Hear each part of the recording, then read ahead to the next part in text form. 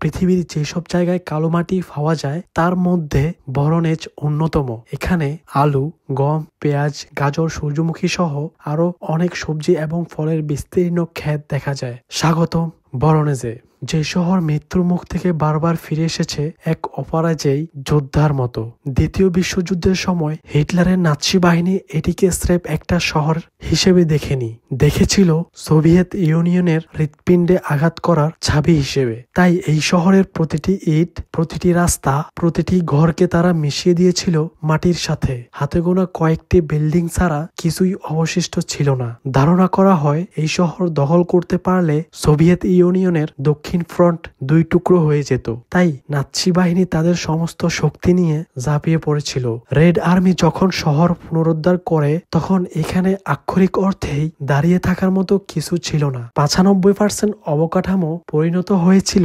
কংক্রিটের কঙ্কালে।